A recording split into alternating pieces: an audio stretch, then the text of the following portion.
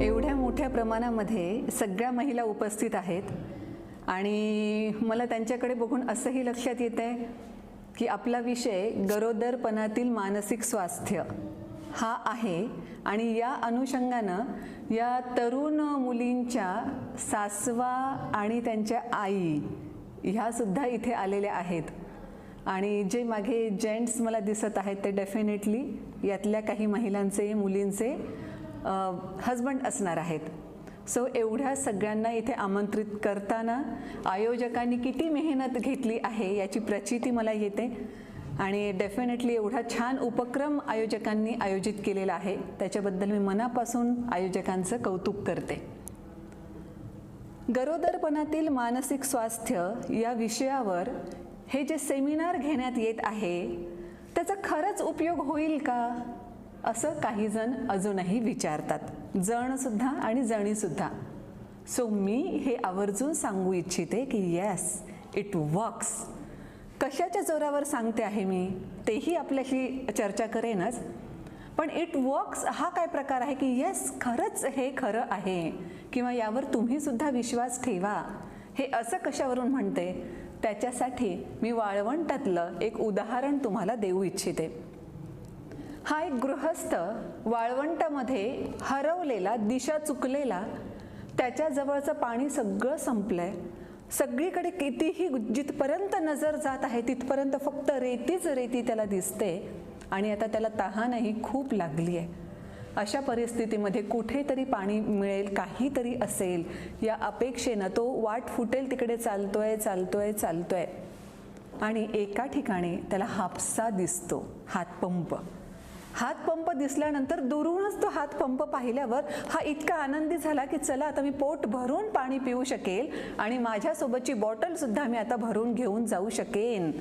आणि जेव्हा तो त्या हातपंपाजवळ येतो आणि तो चालू करतो, पाणी हापसण्याचं सुरुवात करतो, तेव्हा त्याच्या लक्षात येतं की एकही थेंब या हापशाला येत नाहीये ना.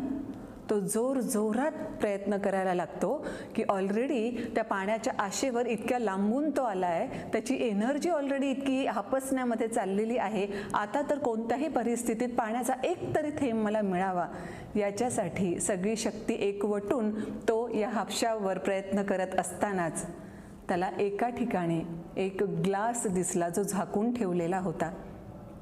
ताबडतोब तो त्या ग्लासाकडे गेला आणि त्या ग्लासावरचं झाकण बाजूला काढलं तर येस अख्खं एक ग्लास भर पाणी त्याला तिथे दिसलं आणि सेकंदात त्याला वाटलं की ताबडतोब गळ्याखाली हे पाणी घालावं आणि आपली तहान भागवावी. पण इमिजिएटली एका मोठ्या बोर्डकडे सुद्धा त्याची नजर गेली ज्याच्यावर लिहिलेलं होतं की हे ग्लासभर पाणी त्या हातपंपामध्ये सोडा आणि नंतर तुम्ही हापसा, भरपूर पाणी तुम्हाला मिळेल आणि अर्थातच जाताना पुन्हा हा ग्लास भरून तिथे ठेवण्याचं अजिबात विसरू नका. आता मोठाच पेच होता, to be or not to be सारखा. हे ग्लासभर पाणी जर पिऊन घेतलं तर तहान भागते आहे, तहान प्रचंड लागलेली आहे. पण जर या सूचनेप्रमाणे हे ग्लासभर पाणी त्या हातपंपामध्ये टाकलं आणि हातपंप सुरूच नाही झाला तर, तो सुरू झाला पण त्याला पाणीच नाही आलं तर आपण हे पण पाणी गमवून टाकू. पुन्हा अजून किती पुढे पाणी आपल्याला मिळू शकेल काहीच सांगता येत नाही. अशा परिस्थितीत काय करायचं म्हणजे अगदी प्रचंड तो विचार करायला लागला, पण क्षणार्धात डिसिजन घेणं गरजेचं होतं कारण तहानही तेवढीच लागलेली होती आणि त्याच्या मनानं कौल दिला त्या सूचनेच्या बाजूनं. ताबडतोब त्यानं तो ग्लास उचलला, त्या पंपामध्ये टाकला आणि देवाची प्रार्थना करत त्यानं तो पंप हापसायला सुरुवात केली आणि येस पाण्याची भली मोठी धार त्या हातपंपातून निघाली. हा पोट भरून पाणी पिला आणि अर्थातच त्या सूचनेप्रमाणे तो ग्लास पुन्हा भरून ठेवायला अजिबात विसरला नाही. त्या ग्लासावर त्यानं पुन्हा झाकण ठेवलं आणि जेव्हा तो निघायला लागला तेव्हा त्याला क्षणभर काय वाटलं कुणाच ठाऊक, तो पुन्हा मागे फिरला आणि जी सूचना लिहिलेली होती त्या सूचनेवरच त्यानं खाली लिहिलं yes it works. Yes it works. कशासाठी लिहिलं की त्याच्याच सारखा पुन्हा जर एखादा वाटसरू आलेला असेल त्यालाही हाच पेच पडेल की हे ग्लासभर पाणी मी त्या हातपंपामध्ये खरंच टाकू की पाणी पिऊन घेऊ, हा सगळा प्रश्न त्याच्याही डोक्यात येईल. आणि म्हणूनच त्याची मनोवस्था द्विधा होऊ नये याच्यासाठी यानं आवर्जून लिहिलं येस इट वर्क्स. सो माझ्या इथल्या सगळ्या मैत्रिणींना आणि त्यांचे जे नातेवाईक आलेले आहेत त्यांना सुद्धा मी सांगू इच्छिते की गरोदरपणामध्ये मानसिक स्वास्थ्यावर काम केलं तर येस इट वर्क्स, त्याचा उपयोग डेफिनेटली होतो. मी माझ्या स्वतःच्या उदाहरणामधून सांगते, कारण मी स्वतः प्रेग्नंट असताना इतकी सगळी पुस्तकं वाचलेली होती ज्याचा फायदा मला त्यावेळेस तर झालाच, पण मूल वाढवताना सुद्धा खूप चांगल्या प्रकारे झाला आहे.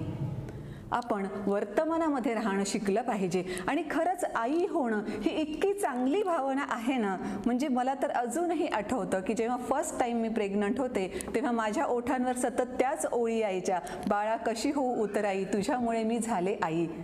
आपल्याला ते मातृत्व काय आहे, त्याच्यानंतर हे आपलं मूल छोट्याचं मोठं होत असताना पाहणं हा सुद्धा अतिशय सुखद अनुभव आहे. आणि त्या अनुभवाची सुरुवात आत्तापासून झालेली असते.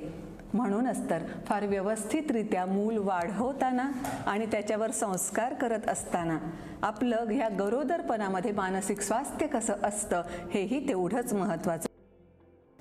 जनरली होतं काय माहीत आहे का, आपण नेहमीच वर्तमानामध्ये राहण्याच्या ऐवजी कुठेतरी भविष्यामध्ये जातो किंवा भूतकाळामध्ये जात असतो.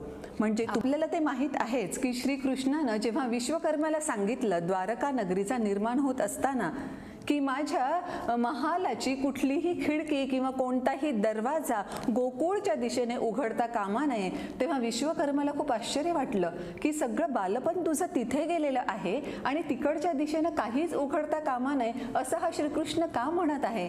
तेव्हा श्रीकृष्णानं उत्तर दिलं की गोकुळ जे होतं ते माझा भूतकाळ होता, त्यामुळे भूतकाळात मला अजिबात रमायचं नाही, तर मला भविष्य काळाचा वेध घेत वर्तमानात जगायचं आहे. म्हणूनच तर मी म्हटलं आपणही जर आपल्याकडे बघितलं ना तर लक्षात असं येईल की आपण स्वतः सुद्धा वर्तमानात राहण्याच्या ऐवजी भूतकाळात असं झालं होतं, याच्याऐवजी तसं झालं असतं तर काय झालं असतं, किती चांगलं झालं असतं, एकतर अशा पद्धतीनं भूतकाळामध्ये राहतो किंवा वर्तमान काळात राहण्याच्या ऐवजी भविष्य काळाची चिंता करत असतो. म्हणूनच तर आता हे कम्प्लिटली सोडून द्यायचं. म्हणजे तसं तर नेहमीसाठीच हे सोडलं पाहिजे. वर्तमानात जगणं ही नेहमीसाठीच आवश्यक असणारी बाब आहे, पण किमान या गरोदरपणामध्ये तरी आपण त्याचं पुरेपूर पालन केलं पाहिजेच. कारण मागे काय घडून गेलं ते आपण बदलू शकणार नाही आणि पुढे काय होणार आहे याची चिंता करण्याची आवश्यकता नाही. कारण बरेचदा आपल्याही अनुभवाला येईल जर व्यवस्थित आपण त्या अनुभवांकडे बघत राहिलं तर की जे प्रश्न आपल्याला पडतात, ज्या चिंता आपल्याला भविष्य काळाबद्दलच्या वाटत असतात, कदाचित तसे प्रश्न भविष्यामध्ये निर्माण सुद्धा होत नाहीत. मग ती चिंता करण्यामध्ये आपण आपला वेळ पूर्णतः व्यर्थ घालवला की नाही. म्हणूनच तर त्याच्या ऐवजी आपण कम्प्लिटली वर्तमानामध्ये राहायचं आहे, याची सुरुवात या क्षणापासून करायची आहे. त्यानंतर आणखी एक महत्त्वाचा मुद्दा सांगते मी. या आपल्या मातृत्वामध्ये आपण आपल्या परिवाराला सुद्धा सामील करून घेतलं पाहिजे. आपल्याला काय वाटतं, काय वाटत नाही, आपल्या फिलिंग्स काय आहेत, या सगळ्या फिलिंग्स आपण आपल्या परिवारासोबत सुद्धा शेअर केल्या पाहिजेत. म्हणजे एकतर अशा सगळ्या परिस्थितीमध्ये विशेषतः जर पहिलट करीन असाल ना तर ह्या सगळ्या गोष्टी माहीत सुद्धा नसतात. म्हणजे सांगोवांगी ऐकलेल्या असतात, आपल्या आईनं आपल्या सासूबाईने व्यवस्थित समजावून सांगितलेलं असतं, पण तरी सुद्धा अनुभव घेण्याची ही आपली पहिलीच वेळ असते. आणि मग जे मूड स्विंग्स व्हायला लागतात त्याच्याबद्दल आपण कुठेतरी चिंतित होतो. माझ्या सुदैवानं माझे हजबंड स्वतःच डॉक्टर असल्यामुळे त्यांनी फार छान पद्धतीनं ह्या सगळ्याच वेळेस मला सांभाळलं. माझ्या सासूबाई सुद्धा खूप चांगल्या पद्धतीनं मला या सगळ्या बाबींमध्ये सांभाळत होत्याच. त्याच्यामुळे इथे ज्यांचा परिवार बसला आहे त्यांनाही मी आवर्जून सांगू इच्छिते. आणि इथे ज्यांचा परिवार इथे आलेला नाही त्यांनी सुद्धा घरी जाऊन आपल्या परिवाराला अवश्य सांगायचं आहे की त्यांची सुद्धा आवश्यकता या मातृत्वाच्या सगळ्या प्रोसेसमध्ये असणारच आहे. मूड स्विंग्स जेव्हा होतात तेव्हा सांभाळून घेतलं गेलं पाहिजे परिवारानं. आणि मी जसं म्हणाले की त्यांना समजत नाही का, त्यांच्या लक्षात येत नाही का, असं आपण म्हणून आपल्या परिवाराशी काही शेअर करणं टाळण्याच्या ऐवजी आपल्याला जे काही फील होतं, आपले जे काही विचार आहेत ते आपण त्यांच्याशी बोलूनही दाखवले पाहिजेत, जेणेकरून आपण नेमकं कोणत्या परिस्थितीतून जात आहोत याची जाणीव त्यांनाही होईल आणि आपल्याला कसं टॅकल करायचं, कसं सांभाळायचं हे त्यांनासुद्धा जास्त चांगल्या पद्धतीने लक्षात येईल.